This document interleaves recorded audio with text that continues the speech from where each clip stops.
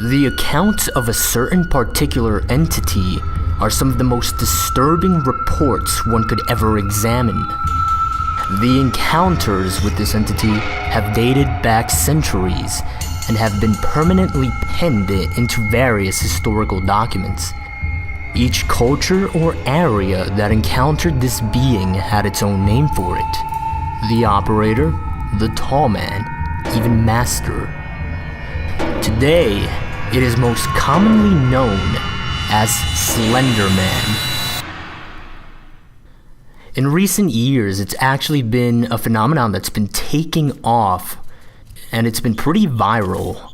It's even gotten to the point where the legend has its own video game being developed for it.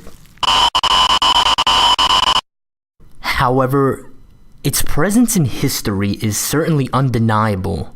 There are many recorded accounts documenting encounters with this entity. One such disturbing account, stemming from a German journal dating as early as 1702, writes, "My child, my Lars, he is gone, taken from his bed. The only thing that we found was a scrap of black clothing. It feels like cotton, but it is softer, thicker. Lars came into my bedroom yesterday screaming at the top of his lungs that the angel is outside. I asked him what he was talking about, and he told me some nonsense fairy story about the tall one. He said he went into the groves by our village and found one of my cows dead, hanging from a tree. I thought nothing of it at first, but now he is gone. We must find Lars, and my family must leave before we are killed. I am sorry, my son. I should have listened. May God forgive me." Despite different cultures attributing different names to this being, all descriptions of it share some very common traits. The Slenderman is described as being a tall man. In many reported experiences, it is said to have the appearance of wearing a black suit and maybe even a tie. Now, there's an important distinction to be drawn here. If this being indeed wears a suit, it can be concluded that it has an awareness and some sort of intelligence. However, if it does not, and it just seems to have the appearance of doing so, then it's hypothesized that it has a natural ability to merge in its surroundings, and in this case that would be with our society, our culture. It may be why this entity has even been evasive for so many centuries, despite an ever-evolving and ever-changing culture. It is also reported as having no eyes, no mouth, no hair, and no distinguishable facial features. Different reports describe it as ranging anywhere between 6 to 15 feet in height. Its behaviors vary from report to report. It has reportedly stalked victims in some cases for years. Psychological torture is a common tool this being employs, though any definite particular reason as to why it does what it does is anyone's best guess. The only general certainty that can be drawn from this entity's behavior is that it is malevolent. Now, there was actually an interesting list compiled which described potential traits of the Slenderman. This list was compiled after there were a number of burning buildings with unknown causes that had several deaths and a few surviving witnesses. Now, these traits are listed in a sort of chronological order, and this is what that list says. Slenderman will find interest in a victim for reasons unknown. It would then contact the victim, and if it is a child, it'll present itself as friendly. The adults he stalks have a common trait. They have all been through a terrible tragedy in their life, even if the tragedy was made by Slenderman directly. If the victim is an adult, it would stalk the victim for long amounts of time, causing what is known as slender sickness. Now, slender sickness causes massive paranoia, nosebleeds, nightmares, hallucinations appearing only to the sick person, and many other dangerous symptoms. Eventually, and this is where it gets disturbing, eventually it would abduct the victim into whatever nearby forest there may be, where they would be killed. In messy cases, it may remove evidence of its existence by causing fire of their home, place of work, or school. Now, here's one of the more recent findings about Slenderman, and this can get pretty disturbing. Slenderman uses, or is at least thought to use, what are called proxies. Now, these proxies, they are people that behave in really strange ways. Oftentimes it is described as if they behave in ways that make them appear as if they are possessed. It is a kind of psychosis.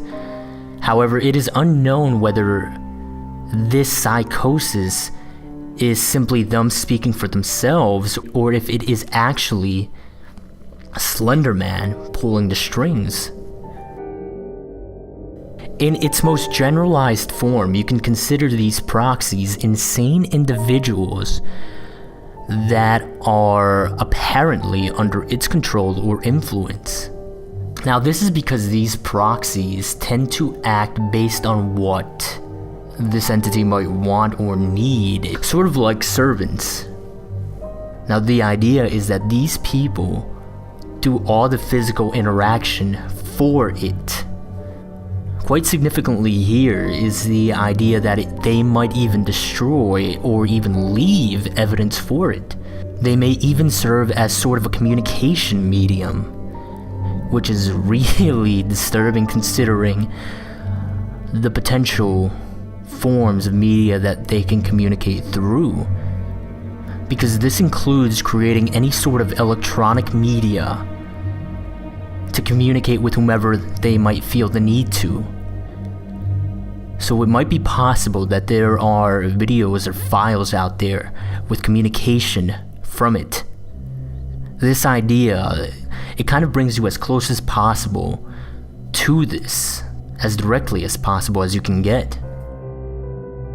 One final point, you cannot choose to be a proxy. There are reports or accounts in which people have tried where they've wanted to, but it doesn't work that way.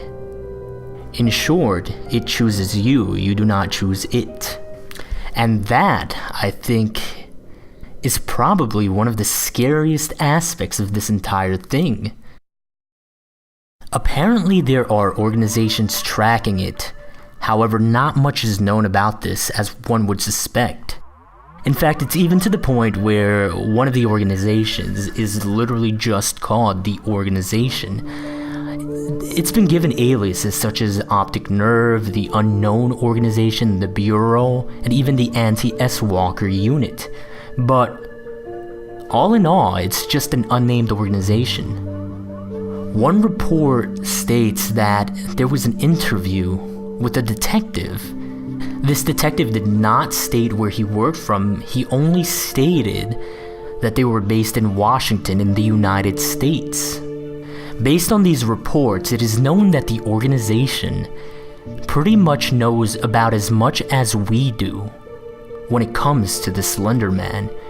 However, some extra information includes that they refer to Slenderman as a serial killer whenever they are talking to civilians. They have been researching this entity for many years.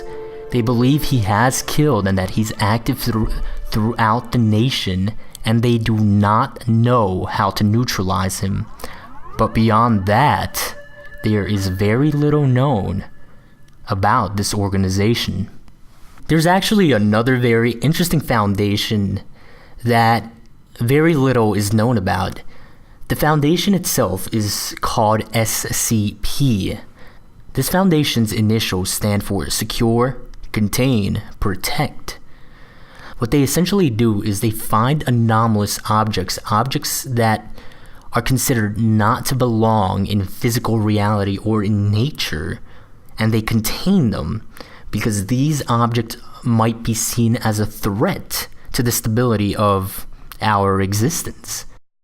The items they contain are actually referred to as SCPs, and this foundation has actually contained an SCP that is often thought to be the Slenderman because of its nature and the way it works.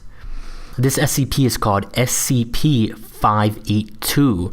Its alias is Bundle, and here's a description directly from the SCP archives. SCP-582 is an adaptive, self-propagating meme in the form of an entity most often referred to as blank. It's blanked out. SCP-582's primary ability is passive reality modification.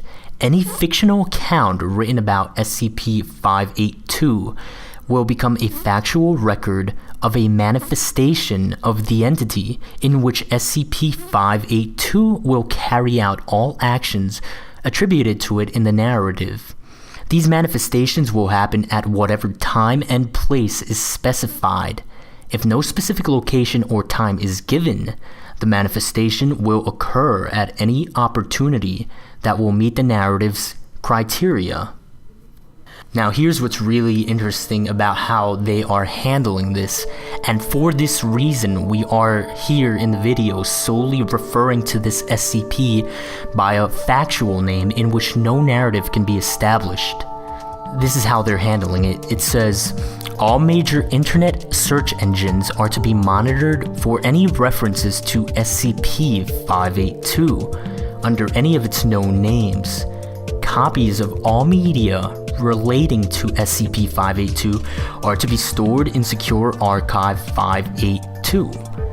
The original sources of these materials and all records regarding the individuals responsible for the creation of such are to be expunged as outlined in Document 582-RP. Now here are the specifics of how this relates to Slenderman.